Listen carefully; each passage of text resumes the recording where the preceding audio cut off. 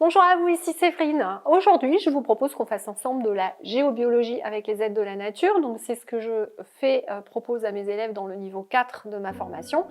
Donc, on voit ça tout de suite ensemble maintenant.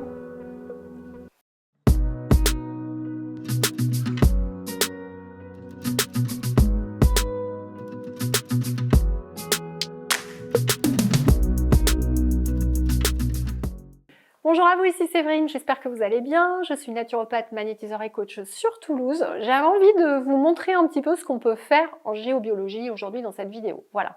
Donc avant ça, je vous invite à vous abonner, à appuyer sur la cloche pour ne rien louper et à nous rejoindre dans la communauté Discord. Vous savez, on est en train de créer la première communauté spirituelle francophone.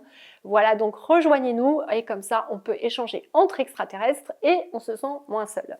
Alors, ce que je vais vous proposer dans cette vidéo, c'est vous montrer un petit peu tout ce qu'on peut faire avec la géobiologie, les êtres de la nature, pour pouvoir donc nettoyer des lieux sans utiliser de matériel du tout. Vous n'avez absolument besoin de rien.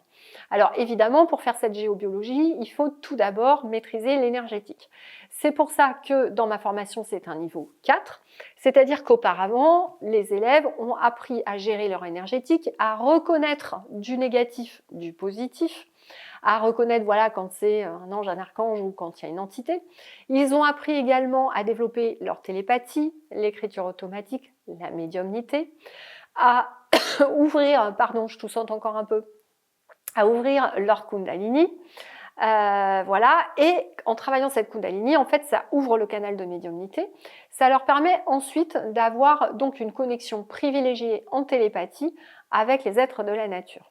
Donc, comment ça fonctionne pour faire de la géobiologie avec les êtres de la nature? En fait, dans chaque lieu, bien évidemment, vous avez des êtres de la nature. Alors moi, je fonctionne de la manière suivante. Dans un premier temps, je vais me connecter au gardien du lieu. Alors bon, voilà, il y a différents noms. Hein. On n'est pas là pour apprendre des noms par cœur. Il y en a qui vont parler plutôt de Deva, d'autres de gardien du lieu, peu importe. Mais en général, il y a un gardien du lieu auquel on se connecte dans un premier temps. Donc c'est ce qu'on apprend. Donc moi, par exemple, là, aujourd'hui, je vais nettoyer ma maison. Donc j'ai mon gardien du lieu, Inil Nada, il s'appelle. Donc je vais me connecter à lui. Et ou vous êtes en télépathie, ou vous pouvez faire avec un pendule. Je vais lui dire, voilà, est-ce que tu vas bien? Déjà, voilà. Quand vous êtes sur une nouvelle maison, vous allez lui demander l'autorisation en fait de se connecter à lui. Et vous allez lui demander son aide en fait. Donc le gardien du lieu va toujours vous aider à nettoyer le lieu, mais des fois il sera un peu moins coopératif parce qu'il pourra être en colère pour une raison XY. Vous avez dans une ancienne vie déforesté cet endroit, il y a eu quelque chose qui n'a pas plu aux êtres de la nature du coin, de la pollution, etc. Donc il se peut des fois que vous ayez ce type d'infos et que vous soyez obligé de négocier entre guillemets avec le gardien du lieu. Mais dans la majorité des cas, ça se passe bien. Dans la majorité des cas, les aides de la nature ont maintenant compris qu'on est un certain nombre d'êtres humains à vouloir vraiment collaborer avec eux, à aider, donc à nettoyer l'énergie négative des lieux, à aider les humains à vraiment aller vers cette nouvelle dimension, cette nouvelle humanité. Donc, ils sont de plus en plus en demande de collaborer avec nous. Donc ça, c'est la première chose en général qu'on fait, la connexion gardien du lieu. Ensuite, c'est le gardien du lieu qui va nous dire, moi je fonctionne comme ça, je n'ai même pas à chercher sur un plan ce qu'il y a. Je vais passer en revue une petite fiche qu'on a fait en géobiologie et on va aller demander l'un après l'autre tout ce qu'on doit en fait neutraliser. Donc on va aller demander s'il y a des réseaux telluriques avec des nœuds. On va aller demander s'il y a des rivières souterraines, par exemple. On va demander s'il y a des cheminées cosmotelluriques. On va demander s'il y a des failles. On va demander s'il y a des puits d'enfer, ce qu'on appelle, donc, dans lequel vraiment il y a des failles du bas astral avec beaucoup d'entités. Donc ça, c'est pour tout ce qui est dans le sol. Voilà. Et en général, le gardien du lieu va vous dire ce qu'il y a et ce qu'il faut neutraliser. Et ensuite, vous pourrez le neutraliser avec d'autres êtres de la nature, ou directement le gardien du lieu. Ça peut être aussi comme ça. Donc ça, c'est une première chose. Ensuite, dans la maison en tant que telle, il va falloir demander s'il y a une entité ou un défunt qui est là, ou une autre énergie. Si cette énergie, elle est là pour apprendre quelque chose à la personne ou si on est autorisé à l'aider à partir. Il peut y avoir également des mémoires, donc des formes pensées mémoires dans les murs de la maison, dans les meubles, par exemple, qui font que vous pouvez ne pas être bien à un endroit. Donc je raconte toujours en formation l'histoire de ma cliente Marie-Françoise qui était venue me voir parce que toute sa famille ne pouvait pas s'asseoir dans le canapé de la salle à manger. Ils avaient immédiatement envie de vomir. Donc ils regardaient tous la télé dans la cuisine, ils en avaient un peu marre. Et en fait, on a regardé, bon, il y avait son frère déjà qui s'était suicidé et qui errait dans la maison.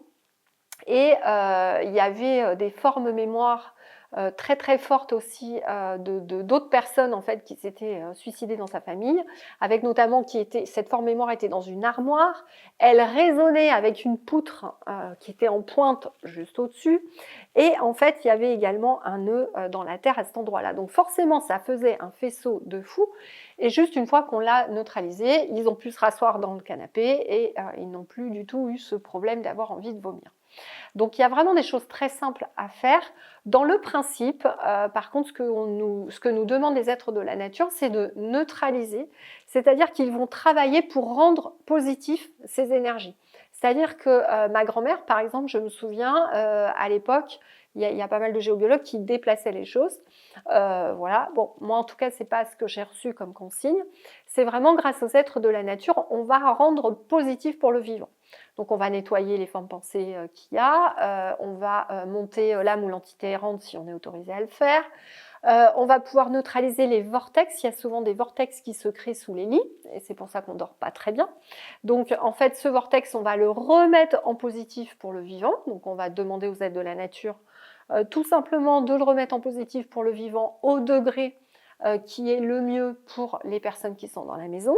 Et à chaque fois, on va vérifier avec le pendule ou en communiquant avec le gardien du lieu que c'est bien OK, que c'est redevenu positif pour le vivant. Et en général, ce que j'aime bien faire, je dis toujours aux personnes, je fais un travail sur 1 ou 2 semaines pour être sûr que ce soit bien. Donc je fais ce que j'ai à faire, j'envoie un petit message et puis comme ça la famille me dit si elle se sent bien ou si j'ai encore un petit ajustement à faire parce qu'il peut arriver qu'on ne voit pas tout. Il peut y avoir aussi, alors ça m'arrive souvent quand j'aide des fermiers, quand ils ont des problèmes avec leurs vaches qui d'un seul coup sont tous malades, etc. Il peut y avoir, là en l'occurrence c'était le cas, il y avait une vache qui s'était blessée, qui avait saigné dans un coin de l'étable, et comme il s'avère que c'était un ancien lieu où il y avait eu des sacrifices, ça avait réveillé en fait une énergie négative de sacrifice, et c'est ce qui rendait malade les bêtes. Voilà. Donc il peut y avoir vraiment plein de choses qui se réveillent.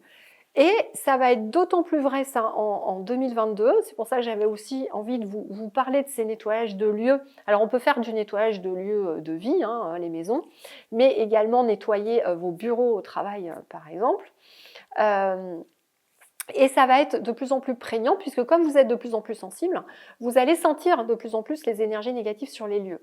Donc ça va être compliqué pour vous parce que le ressenti, il va être plus. Donc voilà. Donc c'est de plus en plus important, comme je le dis à mes élèves, de ne pas se contenter de faire que de l'énergétique et des soins, mais vraiment d'aller aider les gens aussi pour nettoyer les lieux de vie. Voilà, ça devient vraiment important. Dans l'autre veine, ce que je fais aussi en géobiologie, ce sont donc pour les personnes qui sont chefs d'entreprise, que vous ayez une petite entreprise ou une grosse. Souvent, vous pouvez avoir des blocages de chiffre d'affaires ou d'un seul coup avoir l'impression que tout va mal. C'est souvent qu'il y a quelque chose qui s'est réveillé également en géobiologie ou que vous avez quelque chose qui a été mis en énergétique. Donc, on travaille aussi là-dessus. Je travaille avec quelques entrepreneurs régulièrement pour les aider sur ce sujet-là, pour essayer de neutraliser, de remettre en positif, de regarder un peu ce qui se passe. Donc, plus on va rentrer dans cette fin de cycle là 2021, début 2022, qui est vraiment une ère énergétique, où vraiment on va tout ressentir, où ça va être de plus en plus prégnant, ça va devenir très très important que vous appreniez, que chacun puisse aussi nettoyer sa maison régulièrement, communiquer avec les êtres de la nature qui sont autour de vous. Après, avec les êtres de la nature, il va y avoir des êtres privilégiés. Donc par exemple, pour neutraliser l'eau ou les pluies, ou les rivières souterraines, ça va être souvent des êtres de l'eau, donc des ondins, des ondines, des vouivres, voilà. Plus ça. Vous voyez, en fonction de certaines choses, il y a un être qui va se présenter. Ça peut être un elfe, par exemple, si c'est pour un vortex extérieur. Ça peut être une fée à un moment donné. Enfin, ça peut être vraiment plein de choses.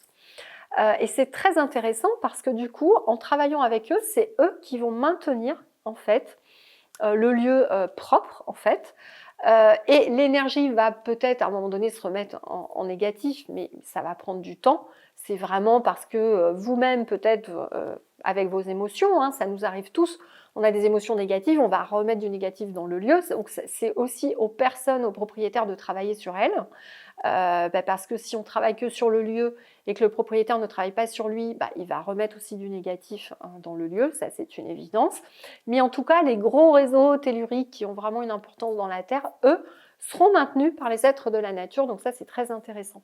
Ça permet aussi, donc pour tous mes élèves là maintenant qui sont géobiologues, vous allez régulièrement, quand vous allez aller en vacances ou dans des lieux, on va vous demander de nettoyer le lieu, d'enlever le négatif, de remettre du sacré, de remettre des vortex en positif.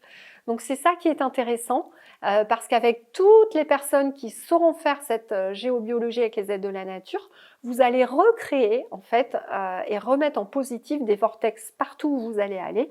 Et c'est ce qui va permettre petit à petit d'aider vraiment les humains et de remettre aussi une énergie positive partout dans les lieux. Voilà. Donc j'avais envie de vous parler de ça, c'est vraiment quelque chose, je crois, de super important en 2022. Donc si vous avez des questions, n'hésitez pas à les poser en commentaire. J'espère que ça vous aura intéressé cette vidéo, vous aurez peut-être des questions.